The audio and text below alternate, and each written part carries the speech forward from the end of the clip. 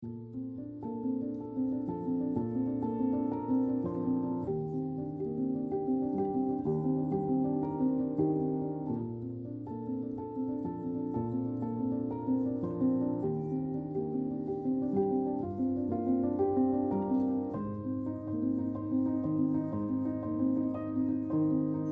সবাইকে, good morning.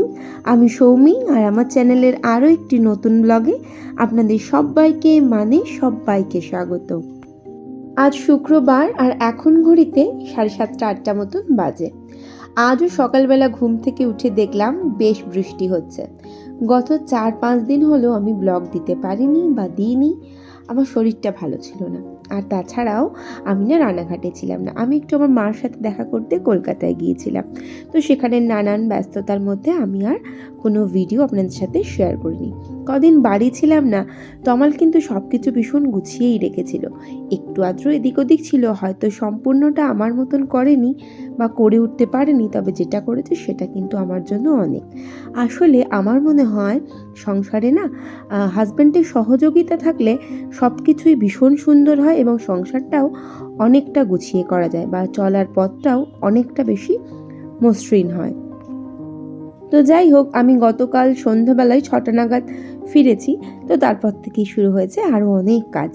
মানে ওই যে বললাম, অনেকটা তমাল সামলিয়ে দিয়েছে, তবে সবটা তো আর আমার মতন পারে না।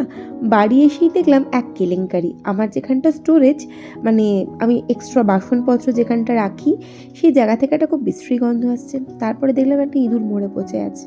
কী আর করবো, তমালকে দিয়েই পরিষ্কার করিয়েছি, কারণ ওটা আমার ক্যাপাসিটির বহু বাইরে ওই জায়গাটা পরিষ্কার করা। তো যাই হোক, আমি আবার আজকে সকালেই ফিরে আসি না হয়। আজ সকালের কাজকর্মগুলো কমপ্লিট করলাম, আবার জামা কাপড়ও কেচেছি। বৃষ্টি পড়ছে তাও জামা কাপড় কেচেছি, ওই ব্যালকনিতে দোতলার ঘরে মেলে দেবো। আর তারপরে বাবুই না যে অনেকটা সকালে পড়তে গিয়েছিল। আজ সকালে ওর পড়া থাকে না, তবে একটা এক্সট্রা ক্লাস ছিল বলে ও গিয়েছিল। আর আমি সেজন্য আমার একা একাই একটু চা করলাম, আর করে এখন একটু শান্তিতে চাটা খাবো। তবে এইটা না আসাম চা নয়, এমনি নর্মাল যেটা আমি টাটা টি গোল্ড ইউজ করে থাকি সেই চা।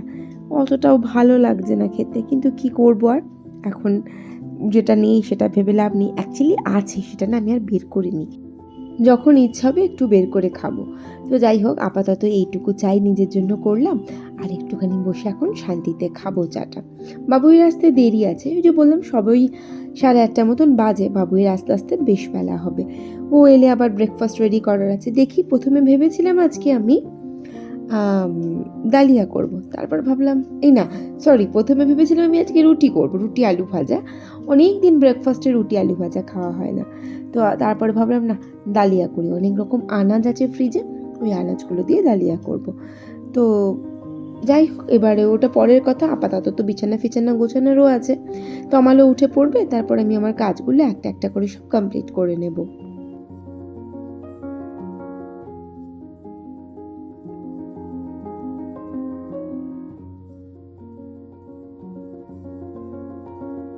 চা খাওয়া কমপ্লিট করে চলে এলাম বাবুইয়ের ঘরে। তো ওর ঘরের বিছানাটা আগে সুন্দর করে একটু গুছিয়ে দিই। বুকশেলফটা আমি সেই গুছিয়ে দিয়েছিলাম, তারপর থেকে খুব একটা আর আগোছালো করেনি। আবার বলা যায় না কবে বলতে কবে করবে আগোছালো, তো সেটা পরের কথা। আগে দেখি বিছানাটা একটু ভালো করে গুছিয়ে দিই। সাদা চাদরটা না আমি ভেবেছিলাম আমি চেঞ্জ করে দেব, কিন্তু আমারও শরীরটা বেশ কদিন ভালো ছিল না। আবার তার মধ্যে 2 দিন আমি বাড়ি ছিলাম না, 2 দিন না, ওই 1 দিন মতন ছিলাম না। তো সেই জন্য আর মানে চাদরটা চেঞ্জ করা হয়নি। দেখি আগামীকালকে অবশ্যই চাদরটা একটু আমি চেঞ্জ করে ফেলবো। সাদা চাদর তো 1 সপ্তাহ বেশি পাতলেই না সমস্যা হয়। তো আপাতত তো বিছানাটা গুছিয়ে দিই।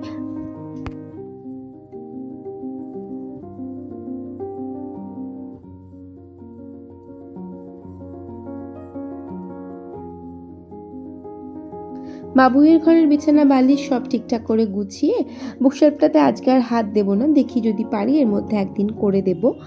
আর আমি যাব আমাদের বেডরুমটা, ওইখানটাও একটু পরিষ্কার করে দেব। তবে তমাল না ওই ঘরটা গুছিয়ে দিয়েছে, আর ওপর যেটুকু আমার করার আমাকে সেইটুকু করতে হবে। ও তো সবটা করে না, তো যেটুকু আমাকে করতে হবে, মানে মানে কী বলবো, কুশন বালিশগুলো ঠিক করে রাখে না বা রাখতে পারে না। তো আমি আমার মতন করে সুন্দর করে একটুখানি গুছিয়ে রেখে দিই প্রত্যেক দিনই। মানে যদিও বিছানা গোছায়, তাহলে সেটাকে আমাকেই ঠিক করতে হয়।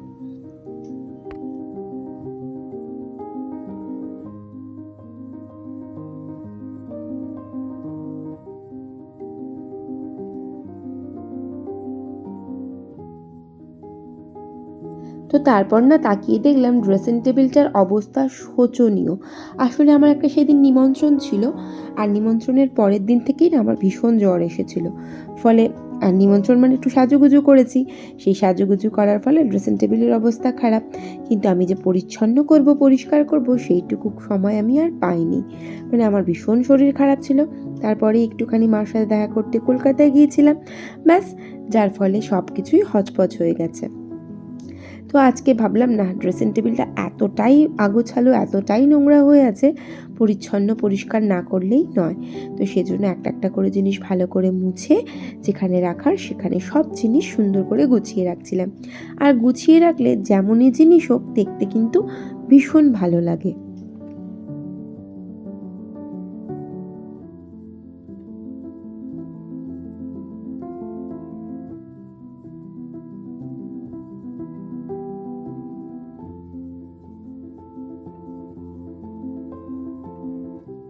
তো ড্রেসিং টেবিলটা একটুখানি গুছিয়ে দিয়েছি। ওই যে বললাম, গোছানো জিনিস থাকলেই দেখতে ভালো লাগে। তো এখানটা গুছিয়ে দিয়ে আমি ভাবলাম আমাদের যে ওয়ার্ড্রোবটা আছে ওখানটা একটুখানি পরিষ্কার করে দিই। এই আর্টিফিশিয়াল গাছপাতাটা না এত ভালো লাগে দেখতে, কিন্তু ধুলো পড়েছে, বেশ কদিন পরিষ্কার করিনি, ধুলো পড়েছে। তো সেজন্য ভাবলাম আজকে একটুখানি ভালো করে ঝেড়ে ঝুড়ে একদম পরিষ্কার করে দিই। আর আলমারি ফালমারিগুলো তো এমনি পরিষ্কার করবই। তো সব একটা একটা করে এই কাজগুলো কমপ্লিট করে নিই। আবার রান্না করব, ব্রেকফাস্ট রেডি করব। বললাম না আজকে একটুখানি ওই ডালিয়া করব, তো অনেকগুলো কাটাকুটি আছে। তো আপাতত এটা করে তারপর ওই কাজটা করতে যাব।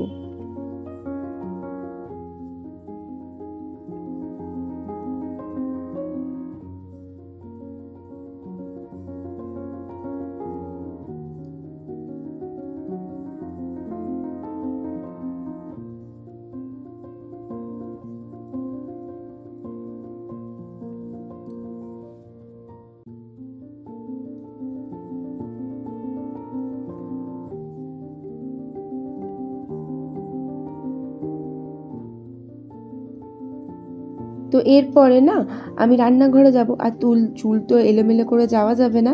তো সেই জন্য ভাবলাম চুলটা একটুখানি গুটিয়ে রেডি স্টেডি হয়ে রান্নাঘরে যাই।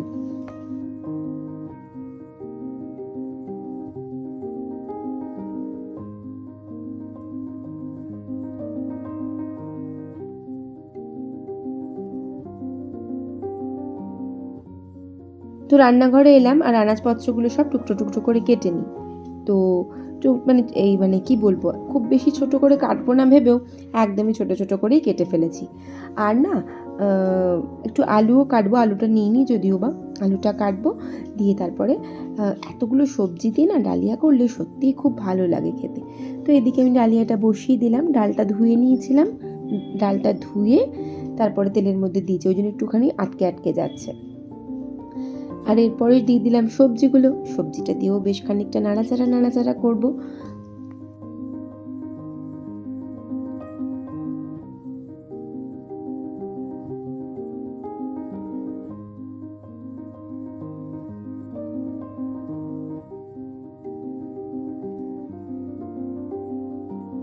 এরপর আমি খানিকটা ডালিয়াও দিয়ে দিয়েছিলাম, ডালিয়াটা দিয়ে নাড়াচাড়া করে এবার এর মধ্যে দিয়ে দেবো আমি কিছু মশলা। মশলা অর্থে না আমি এর মধ্যে দিলাম একটুখানি হলুদ গুঁড়ো, লঙ্কার গুঁড়ো অল্প করে, ধনে গুঁড়ো আর জিরে গুঁড়ো।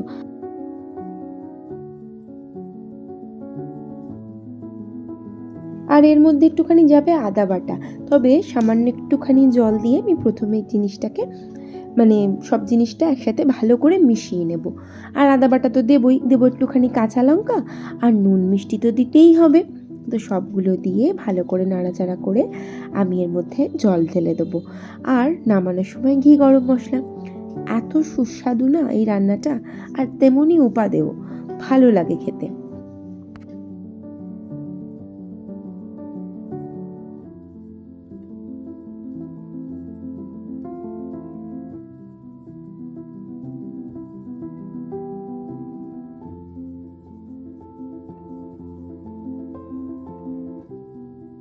তো তো সব কিছু দিয়ে জল ঢেলে দিয়েছিলাম আর অপেক্ষা করছিলাম কখন দুটো সিটি পড়বে।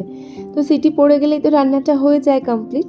আর এরপর আমি রান্নাটা সেদ্ধ হয়ে যাওয়ার পর ঢাকাটা খুললাম আর খুলে দেখলাম একদম এরকম পরিস্থিতি। আর একটু জল লাগবে, একটু জল দিয়ে নাড়াচাড়া করে ঘি গরম মশলা দিয়ে নামিয়ে নিলে একদম ভালোভাবে সার্ভ করা যাবে। তো আমি না এতে একটুখানি জল দেবো, একটু পাতলা মতো না হলে ভালো লাগবে না, বড্ড শুকিয়ে গিয়েছিল। তো সেজন্য যতটা পরিমাণ মতো লাগবে জল সেটা দিলাম, দিয়ে ঘি গরম মশলা দিয়ে নিয়েছিলাম।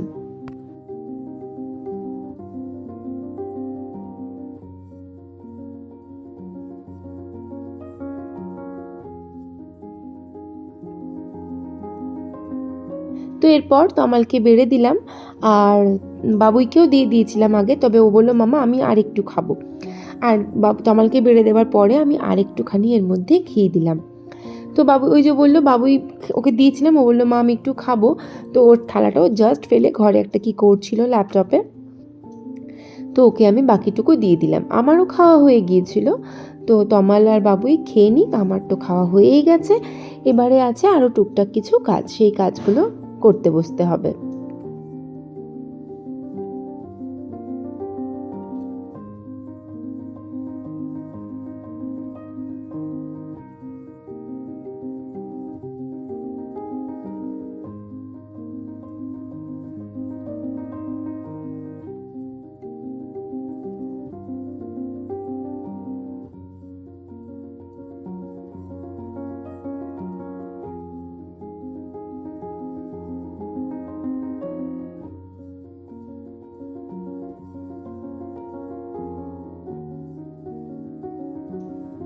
তো বাব্বাটা আবার খেতে শুরু করেছে, বাপ নয়, ব্যাটা আবার খেতে শুরু করেছে। ওর এত ভালো লেগেছে, ও আঙুল চেটে চেটে খাচ্ছিল। আর ওই যে বললাম বৃষ্টি থামেনি, বৃষ্টি হয়েই চলেছে। তো আমার খাওয়া দাওয়া কমপ্লিট করে বেরিয়ে গেল।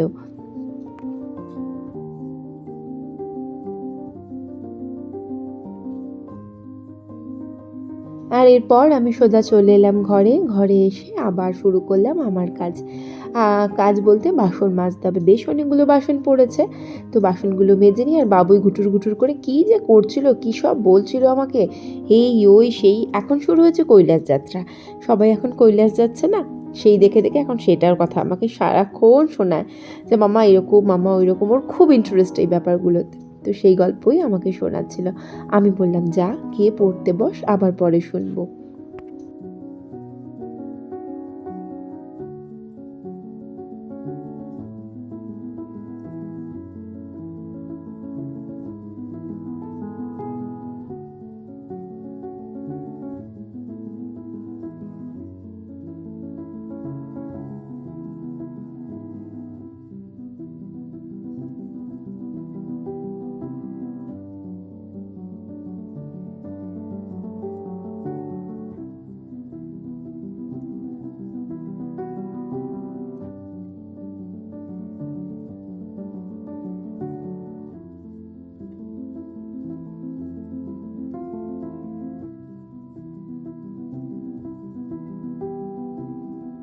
তো উনি তো গেলেন না, সে ওনার বকম বকম শুনতে শুনতে আমি সব বাসনগুলো মেজে নিলাম। ভালোই হলো, একটু কথা বলতে বলতে আমার কাজটা হয়ে গেল।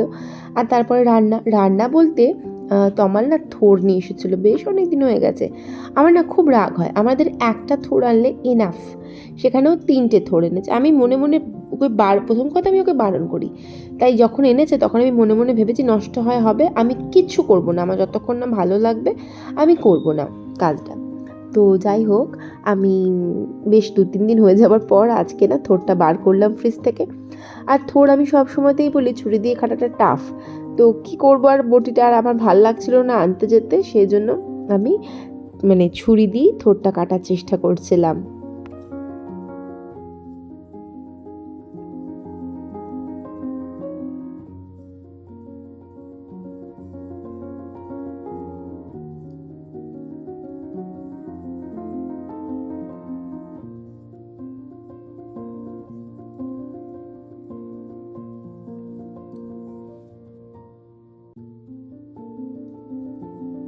তো থোড়টা কুচি কুচি করে কেটে আমি না এর মধ্যে একটু লবণ আর হলুদ মাখিয়ে নেবো, তবে একটুখানি ধুয়ে নিই। লবণ হলুদটা মাখিয়ে রাখলে একটু নরম হয়ে যায়, তবে একটু বেলা হয়ে গেছে বলে আর আমি কি বলবো, দেরি করলাম না, তাড়াতাড়ি করেই কাজটা করলাম। মাঝে মাঝে তুমি একটু সেদ্ধও করে নিই, তবে আজকে একটু লবণ আর হলুদ মাখিয়ে নিলাম, ঝটপট করে রান্নাটাও বসাতে হবে।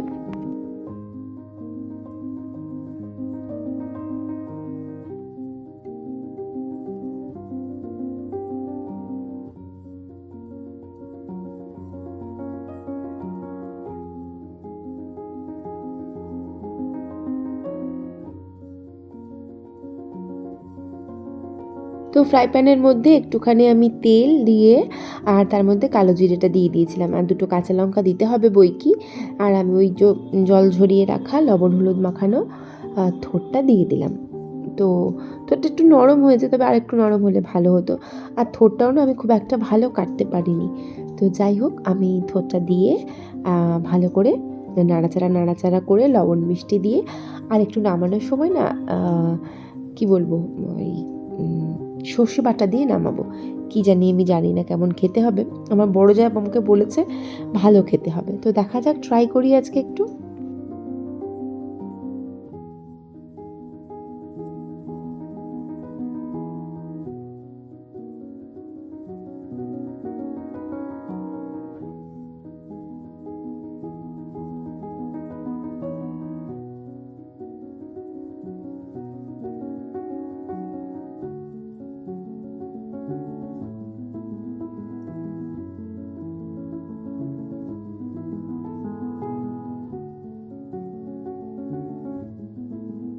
তো নাড়াচাড়া করতে করতে এই পরিস্থিতি এসেছিলো, আমি একটু চিনিও দিয়ে নিয়েছিলাম আর দিলাম একটুখানি সর্ষে বাটা। তো সর্ষে বাটা দিয়ে সামান্য নাড়াচাড়া করেই নামিয়ে নেব। আর না, আজকে রান্না করব আমি ইলিশ মাছ। ওই যে বললাম আমি বাড়ি গিয়েছিলাম, তো মামা আমার জন্য ইলিশ মাছ নিয়ে এসেছিলো। তো আমাকে বললো তুই নিয়ে যা, ঘোষবাবু খাবে, মানে আমার ছেলের কথা বললো। তো সেজন্য আমি নিয়ে এসেছিলাম ইলিশ মাছটা। তো মাছ ভাজাই ছিল, আমি কি করলাম, এখানেও ফ্রাই প্যানের মধ্যে একটু তেল আর কালো জিরে দিয়ে এর মধ্যে আমি কিছুটা মশলা দিয়ে দেবো। মশলা বলতে একটু লঙ্কার গুঁড়ো আর একটু হলুদ গুঁড়ো দিয়ে একটু নাড়াচাড়া করে আমি এর মধ্যে জল ঢেলে দেবো।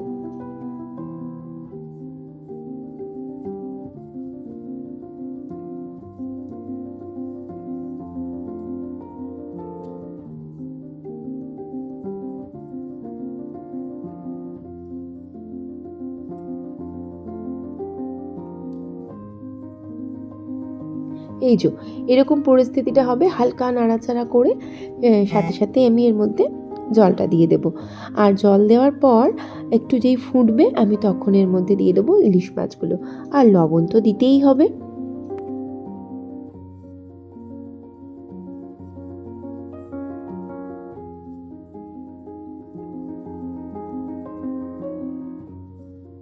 ইলিশ মাছগুলো তো বললাম দিয়ে দেব, আর দেবো আমি এর মধ্যে কটা কাঁচা লঙ্কা। কাঁচা লঙ্কা ছাড়া ইলিশ মাছ কিন্তু অসম্পূর্ণ।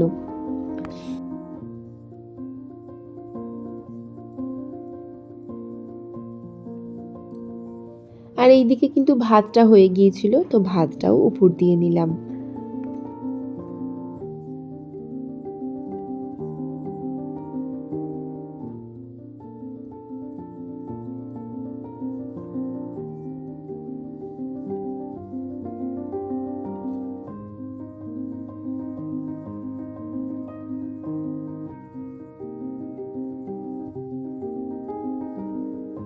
আর ইলিশ মাছটা একটুখানি মানে ওই যে জলটা যেই দিয়েছিলাম না, ফুটেছে খানিকটা, ফুটে যেই কমে এসেছে, এর মধ্যে আমি সর্ষে পোস্ত একটু বেটে রেখেছিলাম, সেটাও দিয়ে দিলাম।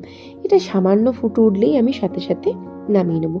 এবারে কিন্তু রান্না আমার একদম কমপ্লিট। তো রান্নাঘরটা তো পরিষ্কার করতে হবে। তো প্রথমে গ্যাস ওভেন কাউন্টার টপ পরিষ্কার করে নিই। আরও কিছু বাসন পড়েছিল, যেগুলো কিন্তু আমি অলরেডি মেজে রেখে দিয়েছি। আর তমাল এসে গেছিলো আজকে তাড়াতাড়ি, তাই ভাবলাম একটু পরিষ্কার পরিচ্ছন্ন করে সবাই মিলে একসাথে খেতে বসে যাব।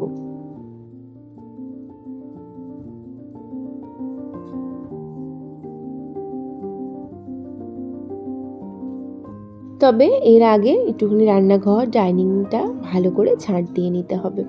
কাজকর্ম এবেলার মতন কমপ্লিট, না পুরো কমপ্লিট হয়নি, খাবার পরেও কিছু বাসন আছে, সেগুলো মাজতে হবে। তো আমরা সবাই মিলে খেতে বসে যাই, আর ব্লগটা এখানেই শেষ করি। ভালো লাগলে প্লিজ পাশে থেকে যাবেন, ভিডিওটা দেখার জন্য থ্যাংক ইউ সো মাচ। দেখা হচ্ছে নেক্সট ব্লগে। Till then tata.